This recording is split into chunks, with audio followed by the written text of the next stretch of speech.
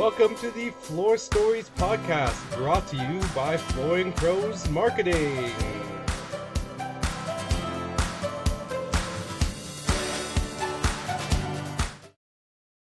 All right, welcome to the Floor Stories podcast. This is our first inaugural show. I am one of the co-hosts, Daniel Moscovitch from Flooring Pros Marketing, and I have here my other co-host, David. Hello. And we have a great guest today. We're really honored to be talking to Dennis DiCarlo of Carpet to Go Flooring in both North Carolina and South Carolina. He has multiple locations in those two states, has had a long history in flooring, has been very involved in the industry for many years, and we're really excited to hear his story, his floor story. Yeah, thanks for having me. You said you're honored. I'm honored to be the first guest. I guess at least you almost feel that I'm important, but I'm excited about doing it. Yeah, we're very excited. All right, so tell us, where do you live right now, and where did you grow up? So I'm in Charlotte, North Carolina. Spend time between here and Charleston, South Carolina. Beautiful place. If you haven't been to the Carolinas, I grew up in Ohio, and that's probably why I appreciate North and South Carolina so much. Is Ohio has great people. Weather is a little maybe off and on, but my family's still there. I grew up in Columbus and Cincinnati, Ohio. Awesome. Where would people find you on the weekend when you're outside of work? Work a lot. I still work a lot. I've gone through different periods of how much I work. I've got 5 kids. The different periods of your life. I'm getting to that older thing where I can actually kind of look back and look at the crumbs of where I went in life. So there were times where I wasn't the golfing person that I never understood how people kind of took those 5 hours out of their weekend. I was always either with the kids or I was coaching. I did a lot of coaching of every sport there was. I was really into that and competitive, and love spending time with my kids. Had a ball raising them. Now it's either work or we go to Charleston. I do some fishing and staying busy. I do a lot of things with my kids still, even though they're grown and adults. That's great. Love to come and fish with you one day. Come on.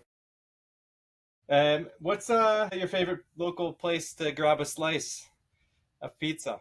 Well, we say local. We just recently got a place at Folly Beach in South Carolina. Again, I go back and forth now. Now that the kids are raised, I'm able to spend more time there for the business we have there, the store. And there's a little place called Woody's Pizza down the road. But we've kind of fallen in love with it. Folly Beach is kind of the less known of the different places in Charleston, and I've been going there for years because we've had business there and own real estate there. But just recently found Folly, and it's just kind of a cool little eclectic beach where there's live music all the time, and pizza. Woody's we found the first night. We were there, really good, and we just leave the house, walk downtown, pick a restaurant, listen to live music. It's just everybody that's there. There are a lot of different unusual people, which I like, and everybody's there to have a good time. So it's kind of puts you in a good mood. Talk about good timing. I'm headed to Charleston in 2 weeks, so I'll be checking out Woody's. Let's go. All right. Well, check out Folly in general. It's just a really cool beach. Yeah, we plan to spend a day at the beach. My wife and I are bringing the kids down, so we're looking forward to it. Fun. The live music's really, really cool.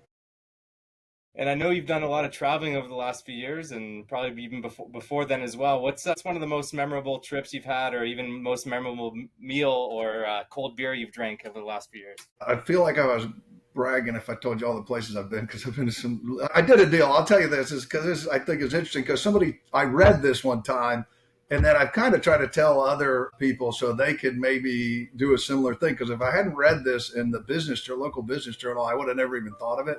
And I have 5 kids, and the guy had said that with his daughter, only child, as they were getting ready to be done with high school, he realized that she was going to be moving on with her life, and this was like his last chance to really do something with her. So he planned a special trip with her, and they decided to climb Mount Kilimanjaro. Wow. So they trained together, and then they went together, and it was a really, really unique experience. My oldest was just graduating, so we actually did a trip down to fish in the Gulf of Mexico, or Gulf of America now. But and it was great, tuna fishing, all that. But then I planned it out with each one of them, and we went to Machu Picchu. We went to the Tour de Mont Blanc in Switzerland and did that whole hike. I did Alaska. They all kind of picked it, or we chose it together and did hiking. And then this last year, my daughter had skipped on me because she was too cool and had all her friends. So she got to plan it out when she was older too, and we ended up going to Kenya, which was just was amazing. That of all the places I'd say is just like, you feel like you're pinching yourself. Like, am I really like in this world? Like, it's just such a unique place with, the animals and all. But been to Vietnam, had some good beer in Vietnam. And a good experience in Vietnam. So went there last year for business also. But so, yeah, I don't know. It's hard because, I talked to the kids about it. I think if I were to go back to a place, it would probably be the Tour de Mont Blanc because it's a longer walk and it's in 3 countries. And it's northern Italy's right there, so you can do a lot of stuff. But in terms of uniqueness or coolness, it's hard to between those. I've been blessed to have some really unique experiences. They were all amazing in their own right. Daniel, you've been through Vietnam, I think, right? Yeah, I've been to Vietnam. Yeah, it's wonderful. And we had a great time. The food was awesome, and we did have some good beers there. So since you tied those two together, but sitting on those little plastic chairs on the street. Yeah, right. Try not to get run over. So I see some football trophies there behind you. I'm assuming football is your sport. This podcast is brought to you by us here at Flooring Pros Marketing. If you'd like some help telling your floor story, reach out to us at sales@flooringprosmarketing.com or visit our website at flooringprosmarketing.com. Have a great day. Yeah, football and wrestling. I grew up in Ohio. Those are the 2 big sports. Those I always try to tell people are that those were sportsmanship awards. So I was proud of that. That that's something I always focused on. I've taught the kids to win, but also good sportsmanship. Won it a couple times. Yeah, football. I was kind of crazy. One of those crazy dad coaches. I mean, I think I always kept the principles right, but I was into it. Let's just say that I was watching film at 9 for Pop Warner, little 12-year-old. I was watching film till 1 o'clock in the morning, diagnosing plays. Yeah, looking for the weaknesses in the defense of your 11-year-old competitors. Yeah, but I wasn't one of the freaking out on the sidelines kind. I never did that. Never yelled at the refs or anything. But I was into it. It was fun. It replaced my competitive. And then I coached wrestling too. I actually coached wrestling in high school. So you still do that, or you did that? I stopped a couple years ago. The kids were out. I did a little bit longer. The kids were gone, and then just been busy with work. So I finally, we'll see. Maybe when the kids start having grandkids, I'll get back into it again. Oh, that's exciting. Yeah, enjoy. All right, so the name of the podcast is Floor Stories. So we want to dive into your flooring journey. So how did your journey in the flooring industry begin?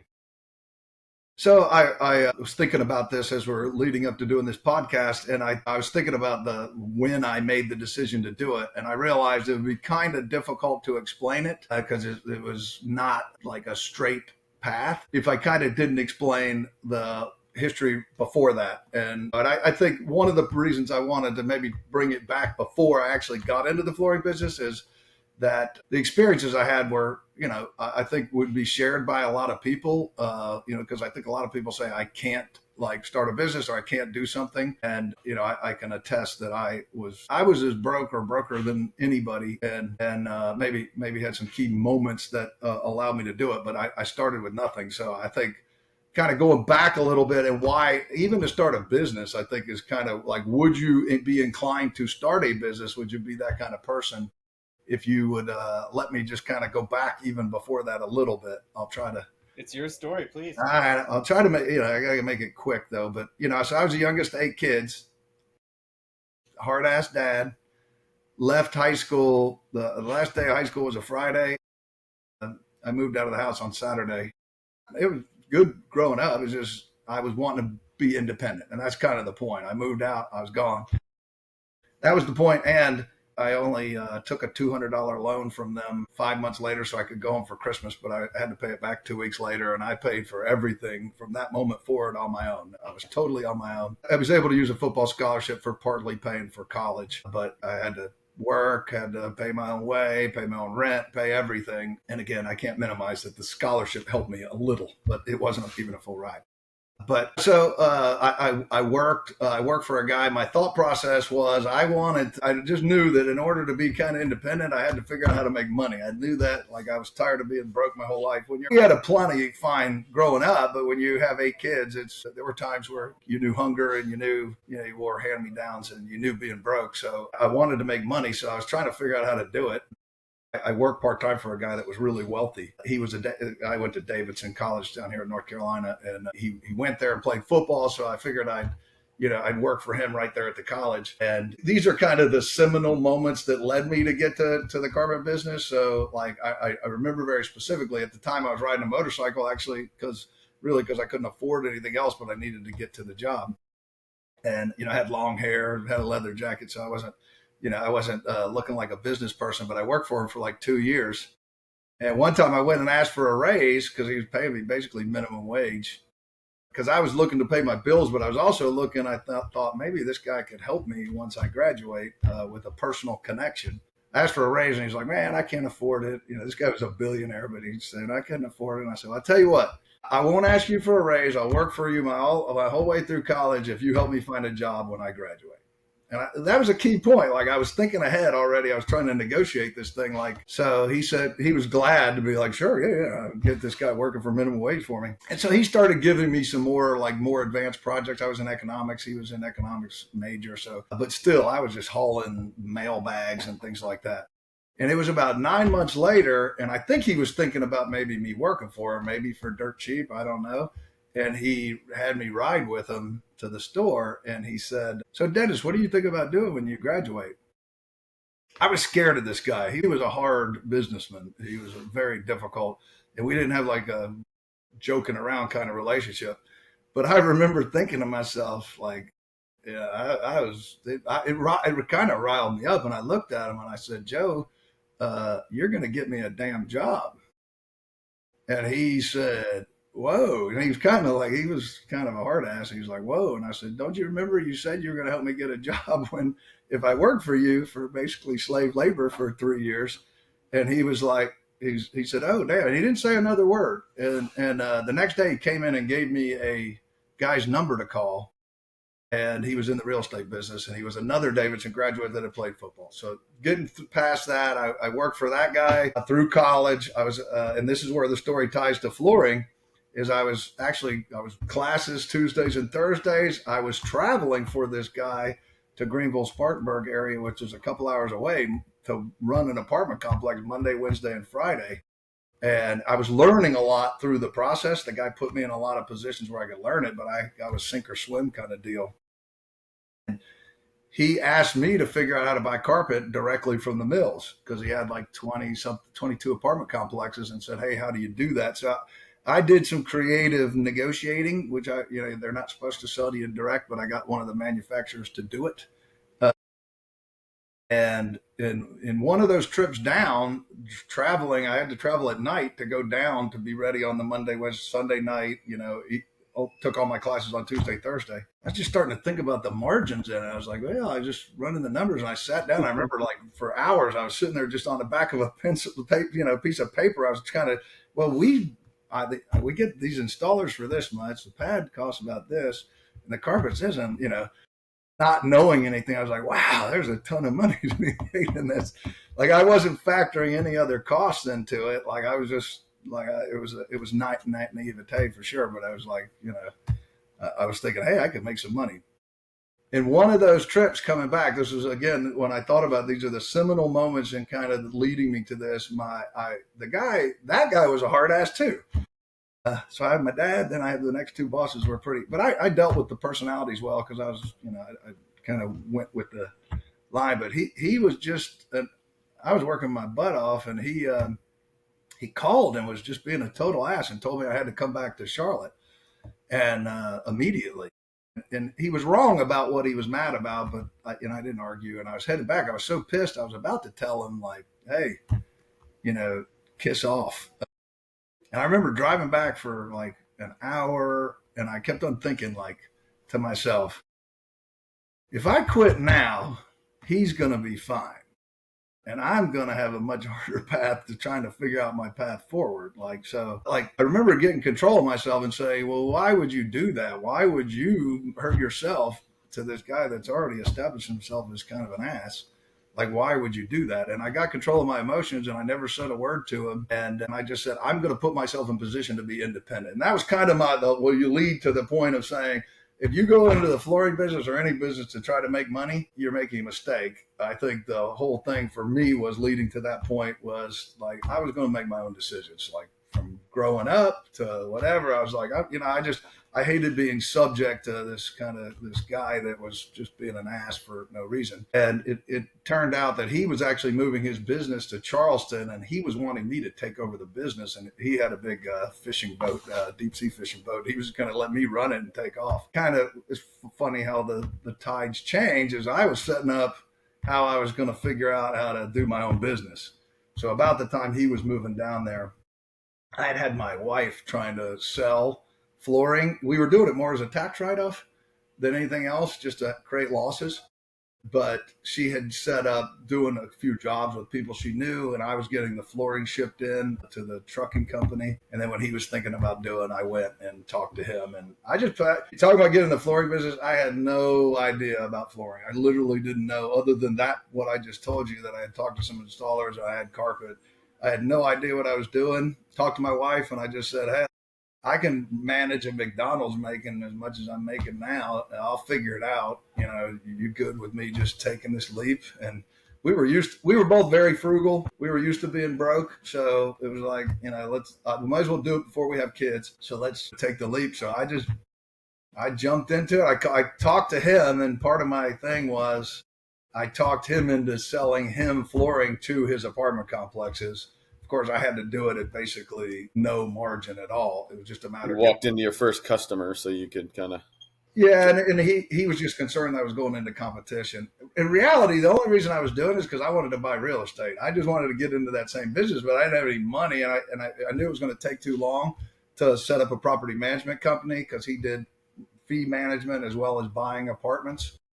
But I knew I didn't have the income to do it. I needed money, so I figured I could turn the carpet quicker, create income, and then turn it into something. And all of that being said, to that point, looking back, it would have been a foolish decision. I just jumped into it, and I figured I'd figure it out as I go. It's fascinating the journey, the spark that gets a business started. It's not usually like I wake up one morning and say, I'm going to start a business. It's more like a story of exactly like you shared. For me, it was something similar where it kind of came out of the blue. I did not want to be a business person when I started my first company. I wanted to get a job at a company that was in business. And I couldn't find a job. So I was like, well, I'll just start my own business. That'll get me some experience so that I can go get a job. And then I started my first company, double the amount of money I was making at the job I left at the time. And I was like, after that, I never looked back. Yeah, I think you have to do it for a reason beyond making money, because at times you don't make any money. I didn't make money for a long time. And in fact, I got into real estate, and that was where I did better probably than I did with the stores as they grew, kind of just through our processes. But so, yeah, I don't know if you want me to keep on going, Daniel. Walk me through the next phase. Okay, because you get into apartment buildings, you're selling carpet there. How do you get from there to opening a store? This is actually one of the stories I wanted to tell. You know what? I have it back here. I'll have to show you. I think I'm going to grab it here in a second. So this is one of my funny stories. It's right at that moment. So basically, I did the deal with him, but I didn't have a plan. So I was just like, okay. And he said, you can do our Greenville-Spartanburg units if you can handle that, which was 2 hours away. And I was like, all right, I'll figure it out. So I had an installer I talked to that I was able to get it set up. And so now I got to get the stuff shipped in. So I borrowed a warehouse from my in-law's dad, he was trying to lease it, and said, well, yeah, you can use it as long as you don't mess it up while sell it. He was trying to sell it.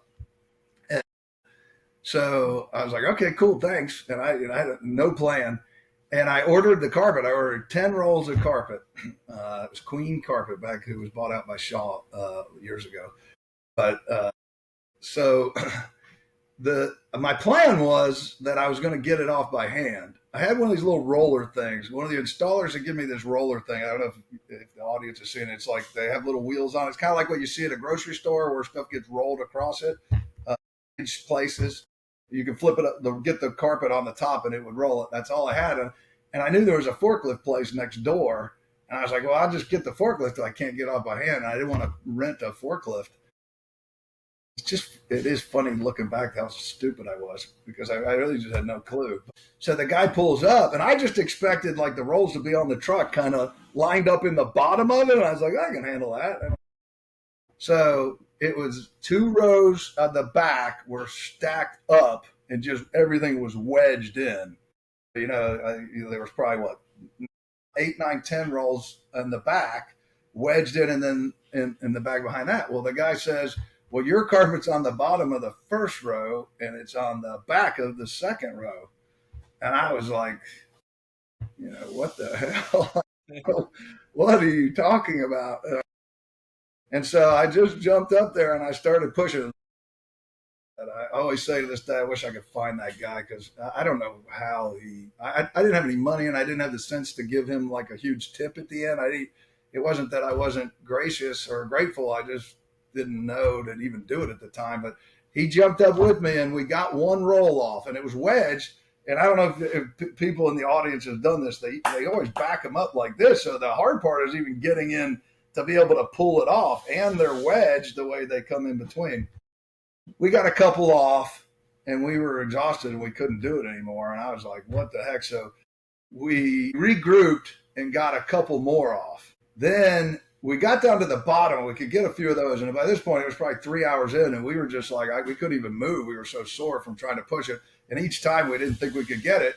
And he was saying like, well, I can't go back because I got to get this other shipment and I got to get the rest of it off. And I was like, well, I need it for these installations I'm doing for our first jobs.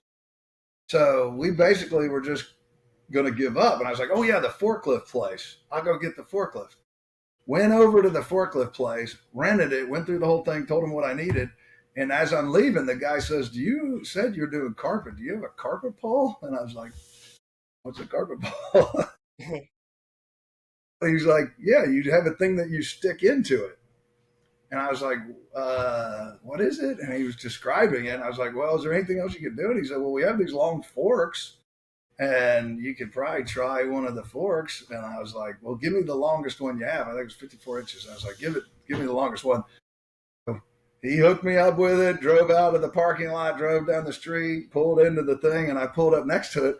And it was a dock high, so we were on the ground. And I was like, I was looking, I get the forklift up there. There was no. It doesn't sound like you should have been driving a forklift at this point. Yeah, right. And I'm like, oh shit. So the guy's looking at me like, what the hell are you doing? And I'm like, I don't know what the hell I'm doing.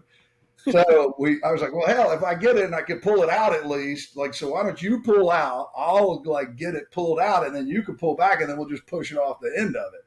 And he's like, all right. So he pulls out, pull the fork into the end of it and it won't go in. And it's too wide. And I'm like, so if we could have had this on film, we'd made millions because I'm backing up and I'm freaking ramming it, trying to ram into the end of the pole. And I'm not getting it in. So we gave up on that and he pulled it back and we were like, I said, I don't know what to do. I mean, I hate to mess you up. I appreciate everything you're doing. Well, right then we hear some loud music we're like behind the truck. We hear some loud music in the parking lot. It's a totally deserted, empty place. And we poke our head out there and there's 2 kids in this this revved up car.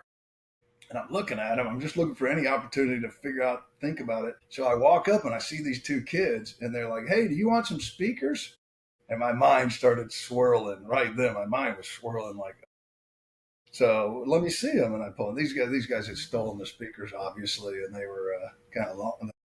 They looked like maybe they'd stolen them, but I knew they were. So I was like, so I negotiated with this kid for like 10, 15 minutes to try to get him to get the price of the speaker down. But I was just trying to engage him long enough that he had wasted time on me. And I said, I'll tell you what, I'll go ahead and give you the $50. Can you help me get some stuff off the back of this truck real fast? because I guess I didn't tell the story. The one, we couldn't get the one out. It was wedged too much. We just couldn't get it. It was one on the top on the back, and so that's what stopped us. So the kid was like, looked at his buddy, and he was like, "Well," I said, "Just it's quick. Come on, just come on real fast. It's fast." And they looked at each other and I said, "All right." So I ran ahead of him and I jumped up in the thing and I told the guy, "Come here, because if they see this, they're not going to do it because they're just going to see how much it is." And the kid came around the corner. I was like, "Come on up, jump up, jump up."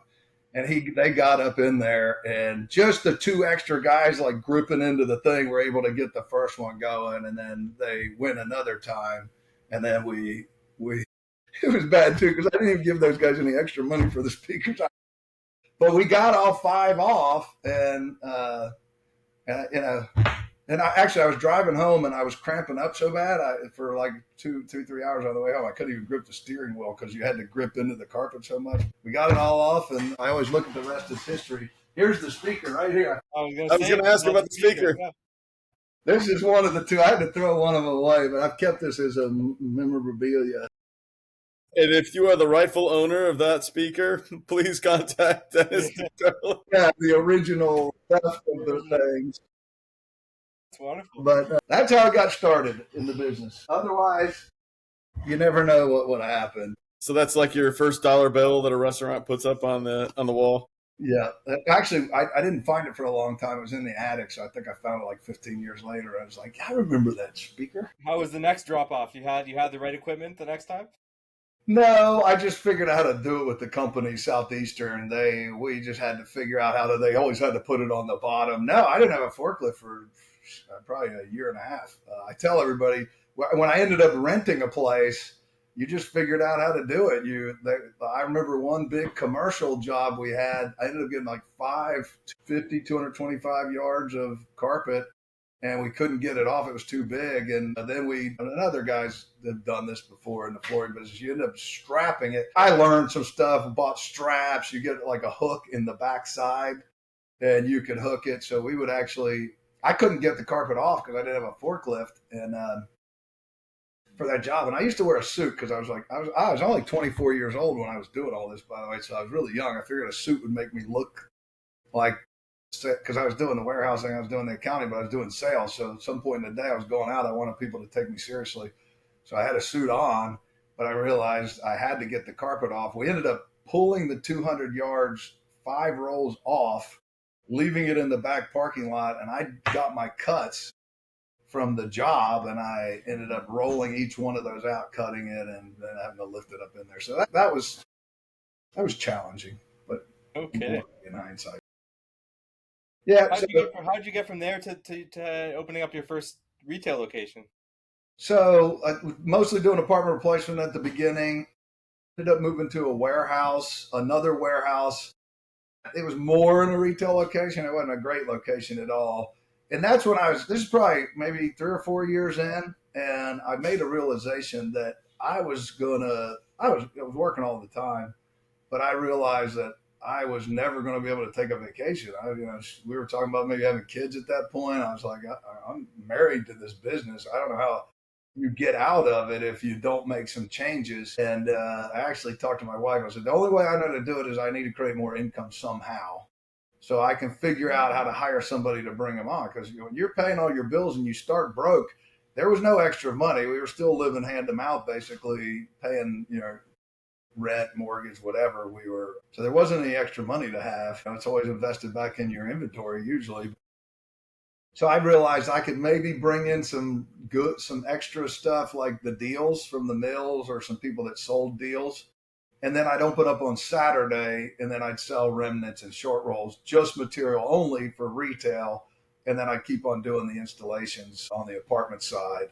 So I did that. I was working 6 days a week, and I'd taken all that stuff off. I think maybe I had a forklift, but I'd have to re-roll all the rolls, put them up, and we were doing material only. And I was able to hire somebody like a year later that was, again, we were very busy. We were both then selling, but at least I could take some time off and take a break if I needed to. And then it got to a point where we're doing okay with that, and maybe kind of made a realization, well, look, if we can sell the material, I can sell the labor too, then maybe I can make some money off of it, both. And we ended up then doing full installation out of that kind of beat up warehouse. and then started looking for other opportunities. And actually, an interesting thing, you look at the seminal moments, it was kind of interesting. I kept this to this day. I started thinking like, where do I want this to go? I knew I wanted to keep on to do the buying of the real estate, but I was like, where do I want this to go from a retail standpoint? I was thinking about the existing location I was in, how to expand it and maybe grow more into retail at that point. And I wrote out a plan, like a 5-line plan. I used to do that every day. I'd write out my notes for what I was going to try to get done that day. And it said like an 18,000 square foot building, because I was thinking the space next door was like 10,000 square feet. And, what I was going to sell, what I was going to stock, and the whole thing. And like a year later, when I made the change, I found a building that ended up being 18,000 square feet. And it was actually a while later until I found that document, and I went back to it. I was like, well, isn't that kind of weird? I planned it in a totally different location, almost exactly what I had said as the plan was going to be. Maybe at this point, I wasn't quite as stupid as I was at the beginning. I'm not, but maybe, I don't know. It's kind of weird how that works. Yeah, you willed it into existence. Yeah, that's really neat. You will it in, and so then we moved into the store that I'm in right now in Charlotte, and it was 18. We ended up adding on to it over time. No, it was 15. I'm sorry, we added on to 18. Actually, the building was so big that I was looking at renting out half of it, because I never thought about how I could fill a 10,000 square foot showroom. And I couldn't rent it out, so I eventually ended up taking it all over. And about a year later, I was probably going to go out of business. That's another. I feel like I'm rambling a little bit, but no, you're telling your story. This is exactly what we want to hear. I was struggling about a year later, and I remember I've kept this document to always keep myself grounded. That I was realizing that I couldn't sustain it. I couldn't make it happen. I probably had 3 or 4 employees, and they weren't producing everything we needed to do. So I actually came up with, and I always kind of prided myself on this, that I was saying that I want to prepare for this, plan ahead, and not just try to work my way out of doing the same things. I came up with a liquidation plan. That was what I said and I said I'm going to have to redo the sales compensation packages for everybody. And everybody understood the position I was in. I just said, listen, I'm not trying to, if you guys got to go do something else, it's fine. I'm going to have to do this myself if I have to. Here's what we have to do, because I can pay you more, but it's got to be through production. And then that was the first step. Then the second step was reducing our inventory. And it was kind of interesting that I just looked at it recently. 3rd or 4th down the list was sell the forklift to sell funds, because I was like, I can do it myself. I've done it before. I can do it without a forklift, but I did the liquidation plan, and I got down to the part of the plan right before having to sell the forklift. And because of the compensation plan, because I had changed it around it with everybody where they were more motivated because they had to, the sales started kicking in, and we just kind of, I had a line of credit that came due, and I worked something out with the bank where they gave me a term loan for 3 years because they were calling it. Worked my way out just by the fingernails. But I think everybody's kind of had those stories where you got to get to that point, and you just have to, you can't give in. You just got to find a way. Hold on. Yeah. Hold on by your fingernails. But yeah. So I don't know. Yeah, we ended up, the first store, the second store we got, somebody was going out of business. No, actually, we started Charleston because actually the guy that I was telling you about that I work for asked if I could do his apartment work down there. So we started up kind of a warehouse thing. That went back and forth over the years, just being multifamily. Now we have a 30,000 square foot retail store down there because it's just worked out that we've kind of found opportunities. Like we found a 10,000 square foot space that was a good location, but it had some issues. So we moved into that, and then the same issues persisted for the place next door to it. And we moved into that at a good deal, and then we kind of learned how to do a 20,000 square foot store. So Charleston kind of developed along that path, and then here in the greater Charlotte area, it's mostly been stores going out of business, so we just kind of took over their locations. That's worked out well in some instances, bad in others. You don't have as much of an upfront cost, but you have to deal with the difficulties that are already built into it. Sometimes you have a bigger loss than it would be just to start from fresh. But yeah, I don't know. Just sought opportunities and went. And again, I have done real estate over the years too. So I wasn't maybe just totally focused on what's the growth plan. My son is coming into the business. He's graduating from the University of Tennessee. He's coming in July. and he's much more. He wants to grow the business. That was our conversation about him coming on board. Was he didn't want to just do what I've done and just manage it. He wanted to do something different, which so he wants to grow it, and he has a much better vision and plan than I did. I think I was kind of focused on just surviving, and it's nice that the second generation might be able to look at, or maybe smarter people than me that could have done it during the process, but I didn't have a vision. I just kind of, I think, jumped from one thing to the next as I saw an opportunity. Maybe it's just my personality. I don't know, but yeah, it's interesting. I have my son who's joining the business as well, and he's just got a whole different way of looking at things, and it's a fresh perspective.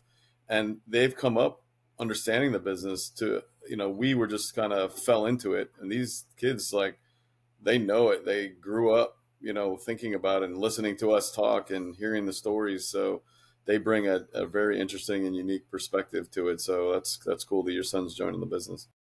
Yeah, they look at it. I think like I have a survivor's mentality. I think maybe they need a little bit of that. I've had I look at like I want to make sure I don't go backwards. Like I don't care too much about forward. I just want to go backwards. And then they have a whole like if we go forward, here's what we need to do and invest in. And shoot, he's been great. He's come in over the last 2 summers and he's kind of put sales manuals together for us. He's taking it to the next step because he's writing it down. He's planning and figuring out what to do, and then he's better at. Right now, he's getting me to do it. Our conversations are about focusing on the execution, where my personality has been more. And you hear this a lot. Like the first generation is a builder, so they build but they don't execute. Where he is, his perspective is understanding it, but looking at from a growth perspective. You got to have a plan. You got to know what your problems are. And he was coming in and analyzing stuff. And I was like, you're right. He's done better than me, honestly. But the growth part is hard. So you have to focus on, the survival part is hard enough. I think you just don't allow yourself to take that outside mentality of, not outside, but future mentality. Like, this is where I'm going, not like just making sure I don't do anything too stupid that I go under and, and just make sure you're not making anything really bad mistakes. Sounds really exciting, that you have your son and you're working with a couple of your sons and your daughter as well. So they've taught you some lessons. What have been some of the challenges in bringing them on to the business? And was that always the plan, or they hooked on, they loved it when they were growing up and decided to join you? It's a super interesting question, Daniel, because having 5 kids is kind of unique because you raise them differently and they're all different. And I never expected, especially the first two, who's boy, girl, to be in the business. They kind of went their own path. They were doing their own thing. My daughter loved animals. I just thought she would take that route down there that way. But, I feel like I learned some stuff through parenting to a point that you had to accept that they were unique human beings and you couldn't drive towards a goal like you do. Like if you're an athlete or a competitor or a business owner, you drive towards a goal. That just doesn't work with raising kids because they're their own unique personality. And the more you do that, the more almost you separate. So I kind of got to the point where when the oldest ones were in high school, I was like, I just got to trust that I did the right stuff and just kind of let it go. And that, I think, was a critical point. And when they went out into their own lives and started seeing the challenges of what it would take, I think that maybe it was a spark of an appreciation for, I've got an opportunity here that not everybody has to get into the family business, to have, the flexibility and growth. And so they both got into it. We have a very good relationship as a family dynamic. We work at it. We have we all communicate quite a bit. We have text chains and all that, and it's worked really well. They have improved upon everything. Our communication is pretty good. I trust them to do what they're doing, and I got enough stuff going on that you said challenges, and I don't know that I answered that specific question. I guess you want to do things a certain way, your own way, is probably the biggest challenges. But I had to initially get over, to answer your question, I initially had to get over that, hey, I'm the dad, and they're used to saying, okay, what do I do? And I'm saying, listen, I'm going to give you advice, but you got to take the reins and do this stuff. I'm going to give you advice, you do it. So come to me with what you want to do, not what I want to do. And then I might have to give you guidance and say, hey, this is something we may, you may want to consider. No, we can't do that. I've been down that road. But for the most part, you got to come with your initiatives, what you want to do. And I'm just going to tell you, yes, no, or figure out some more stuff, or maybe you need to improve. And those initial challenges, them getting over the mentality of it's dad and dad knows everything to, probably helps that they see that all the mistakes I make. So then they know that I don't know it, and it gives them more comfort in making their own decisions. But yeah, that would be the challenges, I think, for my own relationships with them, is just them getting their own decision making, finding their own voice. In terms of your expansion, I want to come back to that because you have this, you go from doing apartment complexes to having a retail location in Charlotte, and all of a sudden you're opening up one in Charleston, and then you buying these additional stores. I understand that it was just kind of you saw opportunities and took advantage of them, but there must have been some growing pains and challenges in doing that, especially going from Charlotte to Charleston, that initial jump. And what would you tell people who are maybe in one location now and want to expand to have others? What were the biggest challenges and the biggest breakthroughs you had there? And would you do something differently if you could go back today? So again, another really good question. I specifically, you're saying when I give advice to somebody, I was kind of thinking about the experience of doing that and kind of our decision making. But I think it's more interesting what you're saying about what I would say to somebody else is that your whole skill set has to change. Like, because I think a lot of people I've met in the flooring business, they're resilient.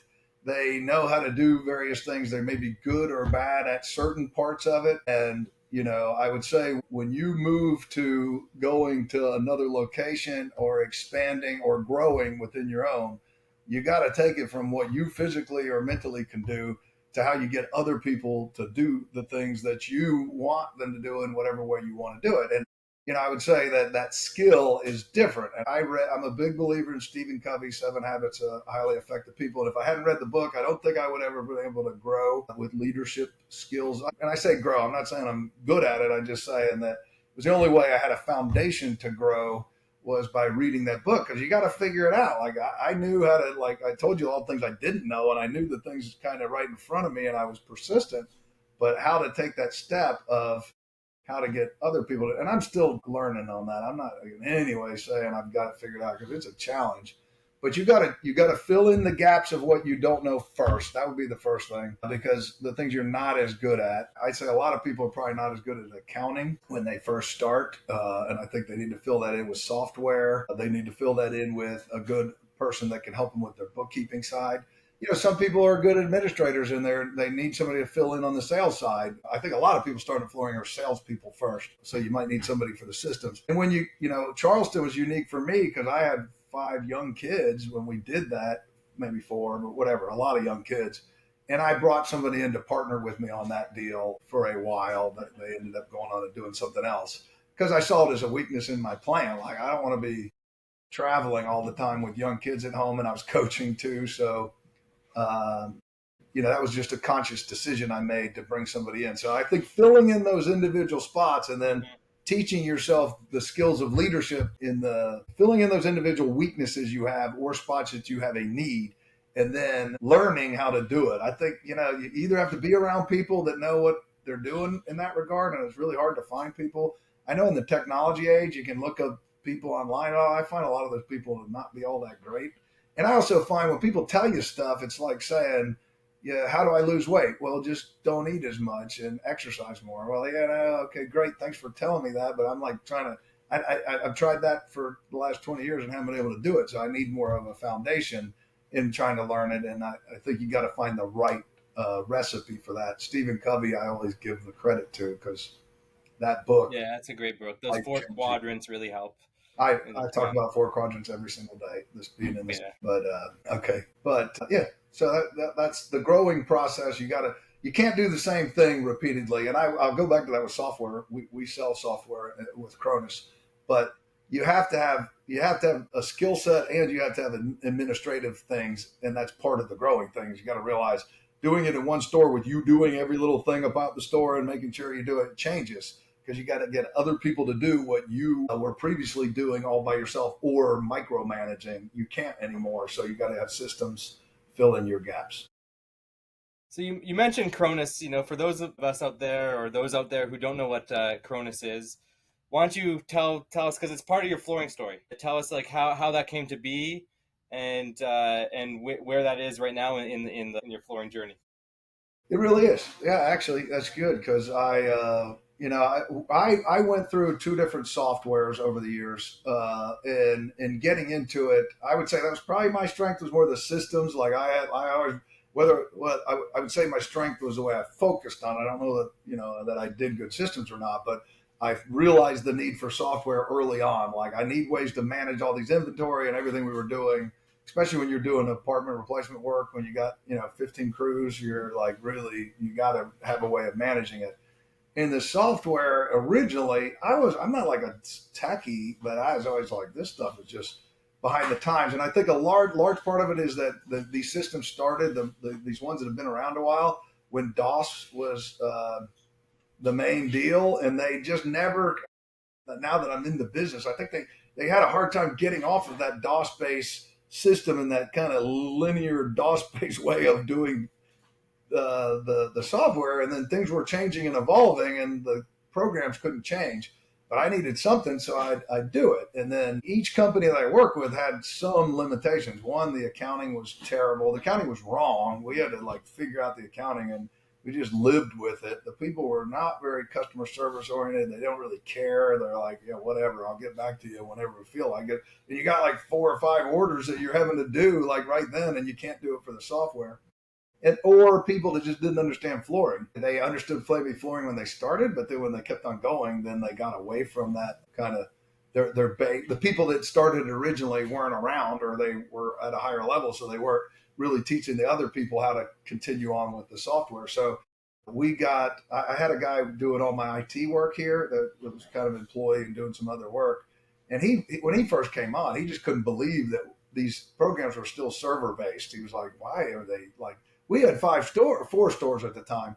So we had all these little microcomputers coming into our things, and it was going into the mainframe. And he was like, what in the world? Like, why did you just do all this online? And I was like, nobody's doing it. Like, and he really talked to me. He was like, this is just ridiculous. And he looked at the programs when he was, at first here, and he was like, these things are just so outdated. I was like, I know. Eventually he was like, we had to change software. So we went back out in the market. This is the third time I had done this, looked at everybody's software, every single one of them. And I was just like, they were all server based. They all talked about maybe going to online versions, but none of them were. Upfront costs were $25,000 just to get the new equipment.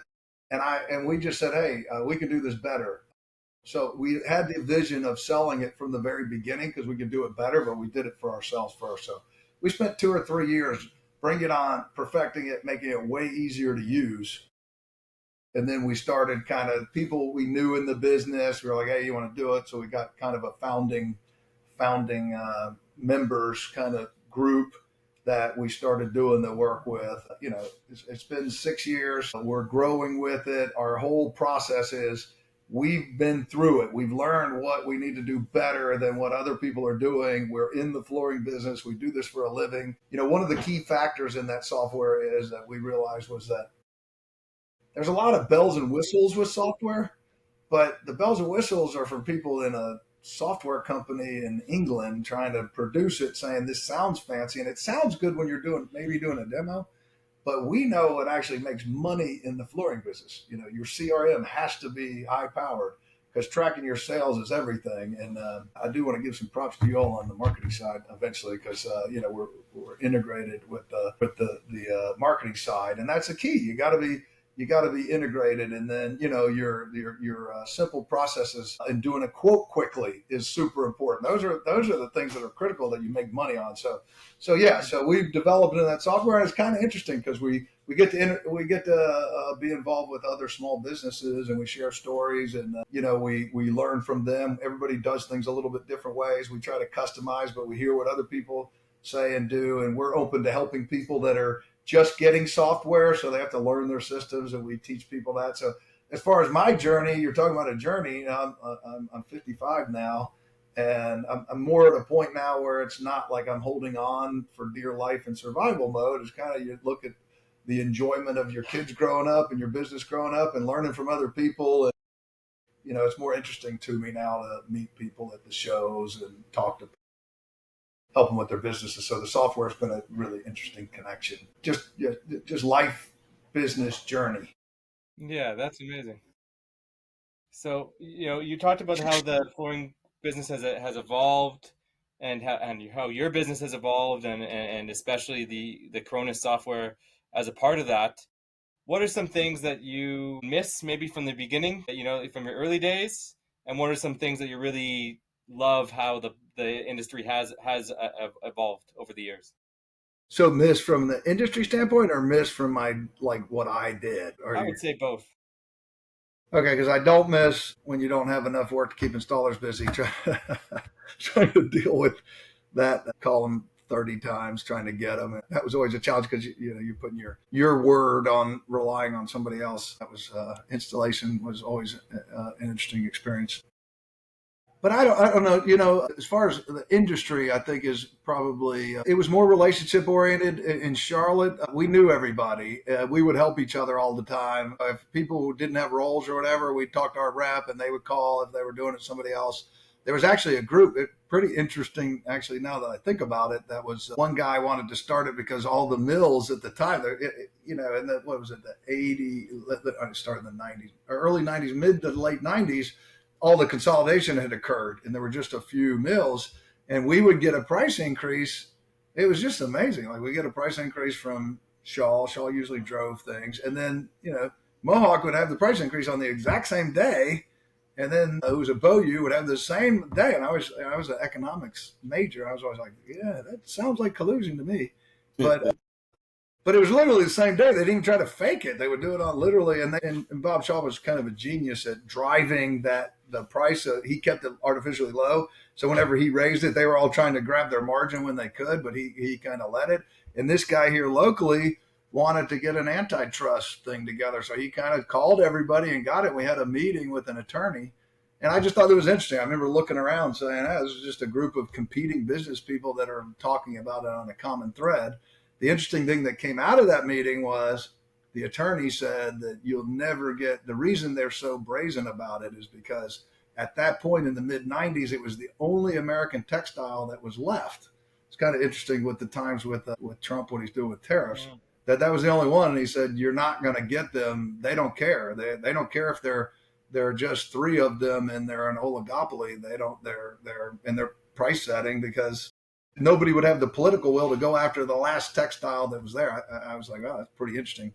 But the group of people, the retailers, were all more kind of understood and friendly. And then, Charlotte's a growing area, so a lot of people came into the market. Now we're getting where there's a lot of private equity groups that are coming in and pushing these shop at home kind of things where there's not the it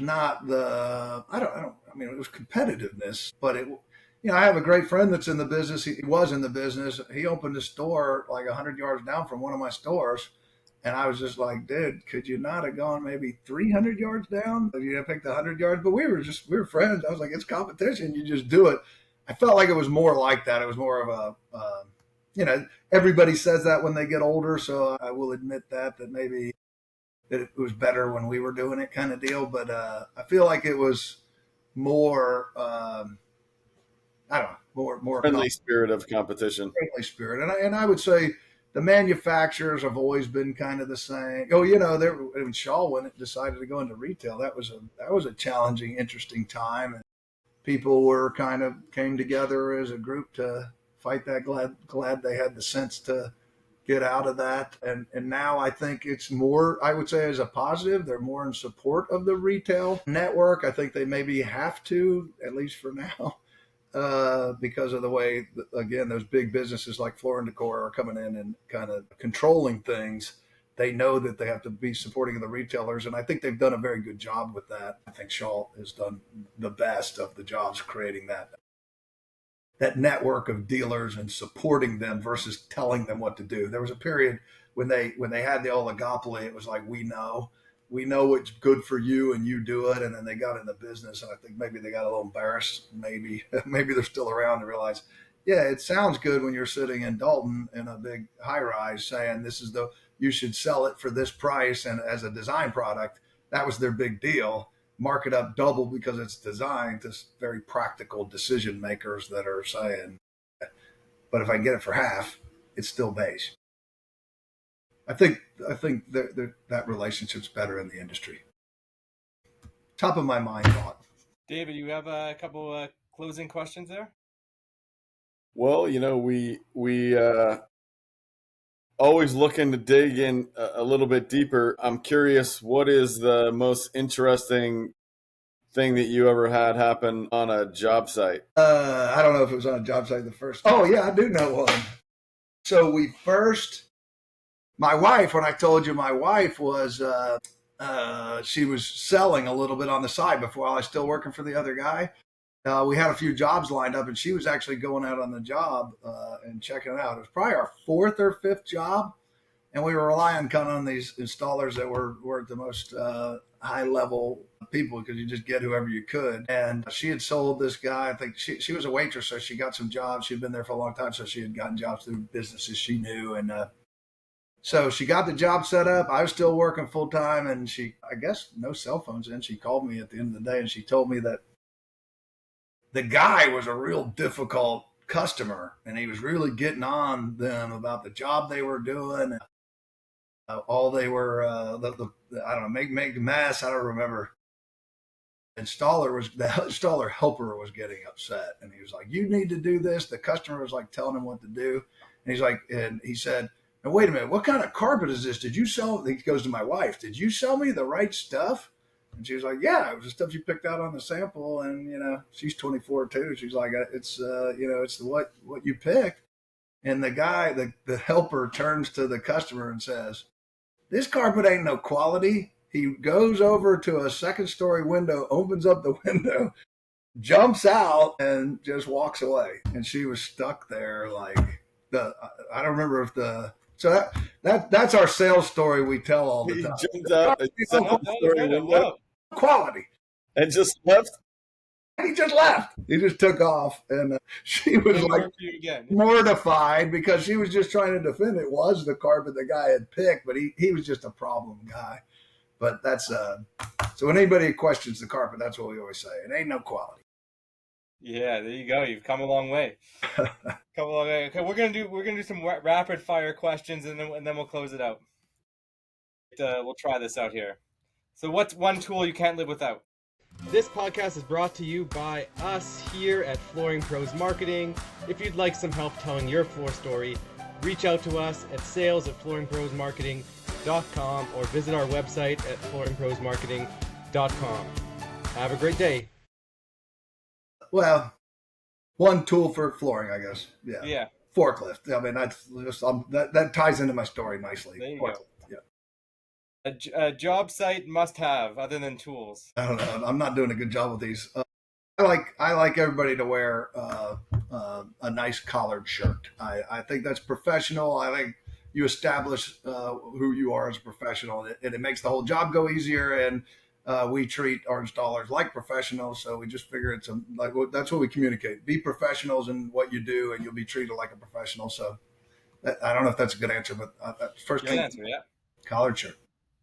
What's the most underrated flooring product? I'd have to say right now it's, no, I'm going to change. I was going to say laminate because it's come back so well, but actually loose lay LVP. I think it's the most underrated. I don't know why people don't sell it more. I tell my salespeople we never sell it. It's the greatest product because you don't have to worry about gluing it down for imperfections showing through.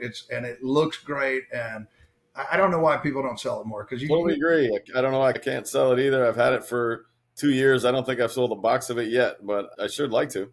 you're selling it upstairs of a house and you're worried about imperfections or whatever. That product can go over everything. You don't have to worry about the 3/16 of an inch over 10, because it just molds to the floor and it's not glued, so the imperfections don't show through. That's most underrated for sure. What would be a dream flooring project of yours? One place you'd love to work on? Well, this doesn't count, but like the Panthers Stadium indoor grass carpet is the first thing. Yeah, football stadium doing natural grass. I don't have any chance of doing that, but that's my first. Well, if anyone's listening, then I have to figure out how to do it first. I'm just saying the football stadium. Well, we already know you can figure it out. You'll just go in there and grab the rolls by hand and put them on your back and carry them out to the field. Throw some rocks around, yeah. Well, this is a fun one. If your flooring story was a movie, what would the title be? What's the word for never give up? I'm just trying to think of it. Persistent? Persistence. Yeah, that would be it. Just persistence. That is the word. Persistence. Resilience. That's, I think, what I was going to say. Resistance or persistence. One of those two. Resilient persistence. We're going through a tough time in the flooring business right now. I mean, these tariffs are going to create. And I've been through it enough. I told my son, I was like, you just got to seek opportunities when other people are challenged. You just got to make your way through it while everybody else freaks out. And that's probably the story all along. Is when 10 rolls of carpet show up and you got to get it off the back of the truck, you just figure it out and don't quit. Figure it out. Get some guys to help you that have stolen get speakers. Some guys, to help you with speakers. You know, you said your son's coming in to help grow the business. Do you feel like you're going to be, involved in that next chapter, or are you ready to start stepping back and what's next for you and Carpet to Go? I'm going to spend the time to teach my son, and he's going to teach me to a large extent, but also teach him what I know. The hard parts about teaching something is I just went on a big commercial job, and I realized like there were newer people doing it. Like I have learned some stuff over the years about like how a big commercial job goes, how you need to, corners and code base, all the little things that and anticipate. So I realized I really need to spend some time coaching him up, making sure he goes and learns about installation, which a lot of people don't do. And then I'm going to probably exit more after 6 to 12 months and focus on Kronus. That's my goal, focus on the software. Let him. He's very mature for his age. I think he can figure out the business pretty quickly. And I'll be. But I feel like he can take the reins. If any of my employees watch this, we got some really good people in place already. People that have been in business place 20 years that they'll manage their aspects of the business. I'm not saying he's going to be making all the decisions. I think he can see things through the things you have to do to be focused to make sure things are going the right way. I think he can accomplish that. All right. Any other words of wisdom for anyone who's listening out here, or anything else you wanted to share? Anybody can do it. That's it. That was what I started with, and I would just say, don't limit yourself. Live below your means, and don't feel like you can't do it, but do it for the right reasons. Do it because you want that experience and that competitiveness. Don't do it to make money, because it may be 5 to 10 years before you make money. If you do, it's got to be a choice that you make, but you can. Anybody can do it. You just have to figure it out. Great. Well, thanks for being our first guest on the Floor Stories podcast. How can people find you? I mean, Kronussoft.com is the place I'd like people to go to, because I love the software, and I think the listeners, and maybe people that might be interested in looking at it. But that's the best way to reach me. And I would say I really appreciate you all having me on, and hopefully you can cut this up so you're not hearing me yap so much. I especially when I'm talking about something as enjoyable as this. No, don't think we're cutting out that stolen speaker story. No, don't cut that part out. Don't just cut everything else out. And you guys can go to the Flooring Exchange group on Facebook, where Dennis is posting some great content on there and sharing some wisdom. So check that out as well. Please do. The Flooring Exchange. Yep. All right. Hey, Flooring Pros, thank you so much for spending your time and listening to this episode of the Floor Stories podcast. If you have a story that you'd like to share, with our audience. We'd love to hear from you. So reach out using one of the methods below this video, or go to our website. Just search for Floor Stories Podcast, and you will find a form to be able to sign up. Have a good one, and thanks for listening.